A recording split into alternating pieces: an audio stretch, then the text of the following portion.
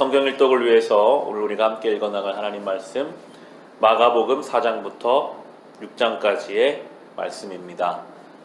복음서를 통해서 우리는 예수님의 사역을 함께 보고 있습니다. 예수님은 여러 가지 사역을 하셨습니다. 그 중에서도 가르치는 사역을 하셨습니다.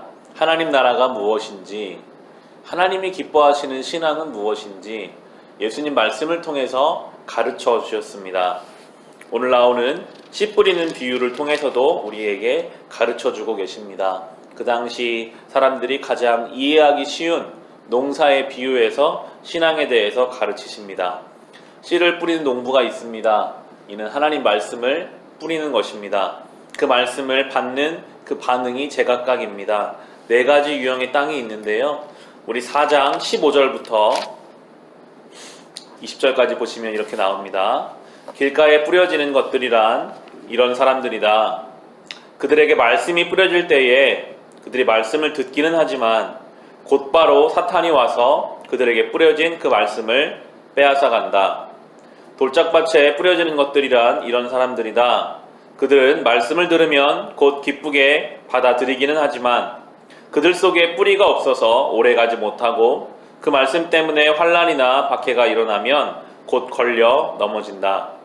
가시덤불 속에 뿌려지는 것들이란 달리 이런 사람들을 가리키는데 그들은 말씀을 듣기는 하지만 세상의 염려와 재물의 유혹과 그 밖에 다른 일에 욕심이 들어와 말씀을 막아서 열매를 맺지 못한다. 좋은 땅에 뿌려지는 것들이란 이런 사람들이다. 그들은 말씀을 듣고 받아서 30배, 60배, 100배의 열매를 맺는다 라고 말씀해 주고 계십니다. 우리의 마음이 항상 좋은 땅이라면 참 좋겠지만 그것은 쉽지 않습니다. 때로 우리는 길가처럼 딱딱해질 때가 있습니다. 그래서 말씀이 허락돼도 전혀 이해하지도 듣지도 못하고 사단이 빼앗아 가기도 하고요. 돌짝밭처럼 우리 안에 여러 모습의 돌들이 있어서 신앙이 뿌리내리지 못하는 방해물이 우리 속에 있기도 합니다. 또 가시덤불처럼 염려나 재물의 유혹 때문에 신앙생활을 하고 있는 것은 같은데 아무런 열매가 없는 상태가 우리의 모습일 때도 있습니다.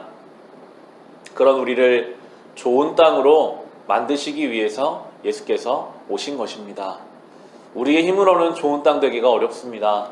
날마다 우리는 예수님을 의지해서 딱딱한 것들을 부드럽게 바꾸어 주시기를, 우리 안에 여러 가지 모습의 돌들을 다 골라내 주시기를 간구해야 합니다. 우리 안에 있는 가시덤불, 염려와 재물의 유혹들을 이겨내고 치워낼 수 있기를 주님께 우리가 구할 때에 우리는 좋은 땅이 되어 갑니다.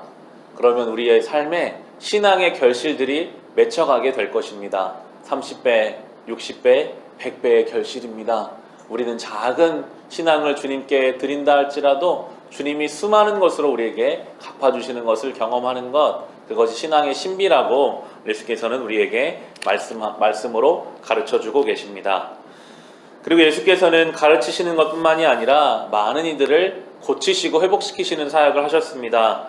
예수님의 치유 사역이 오늘 본문에 많이 나옵니다. 회당장 야이로의 딸을 고쳐주셨고 혈루증을 앓던 여인을 고쳐주셨습니다. 또한 배고픔 가운데 있는 이들을 먹이신 오병이어의 기적도 6장에 나오게 됩니다. 본문을 묵상하다 보면 주님께서는 우리의 배고픔을 잘 아시는구나 라고 생각할 수 있습니다. 주님이 다 아십니다. 우리가 무엇 때문에 힘든지, 어디가 아픈지, 무엇 때문에 눈물을 흘리는지 주님이 잘 아시더라고요. 우리의 주님께서는 그 아픔을 채워주시는 분이심을 성경을 통해 볼 수 있습니다.